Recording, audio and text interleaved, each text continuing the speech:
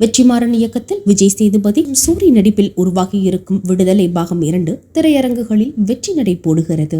Shot ready ஆக போகுது. Sir வருவார். அவர் ஹிந்தி வேற ப்ராக்டிஸ் பண்ணோம், கொஞ்சம் டைம் ஆகும், நம்ம அது வரைக்கும் நம்ம ரிலாக்ஸாக ஷூட் பண்ணலாம் அப்படிங்கிற மாதிரி ஒரு மோடில் தான் இருந்தேன். ஃபர்ஸ்ட் டே வந்து அந்த சீனை கேட்டுட்டு அவர் டைலாக் டெலிவர் பண்ணவொன்னே தெரிஞ்சிச்சு, டே நம்ம தான் உஷாராக இருக்கணும். அது வந்து அவர் தனுஷாரோட ப்ளஸ்ஸே ஒரு வாட்டர் மாதிரி தான். நீங்கள் எதில் போட்டிங்களோ அந்த பாத்திரமாக அவர் மாறிடுவார். அதில் மறக்க முடியாத ஒரு சம்பவம் என்னென்னா, நாங்கள் பனாரஸ் காட் இருக்குல்ல, அதை தாண்டி ஆப்போசிட்டில் ஒரு கொஞ்சம் தூரம் போய் ஒரு மானுமெண்ட் அங்கே தான் வந்து நாங்கள் எடுக்கிறோம்.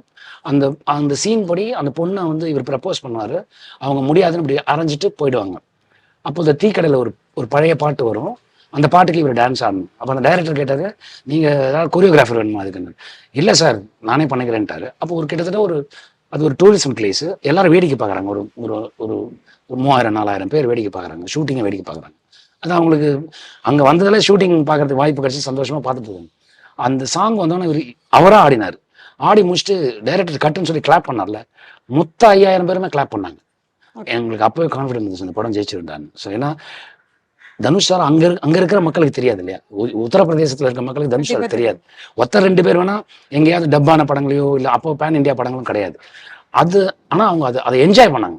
அப்போதான் எனக்கு பெரிய நம்பிக்கை வந்தது. அப்போதான் இதுக்கு வந்து ஒரு வால் கிடையாது, எந்த தடை எதுவுமே கிடையாது, யார் வேணா எங்க வேணா என்ன வேணா பண்ணலாம் அப்படிங்கிற ஒரு நம்பிக்கை வந்தது.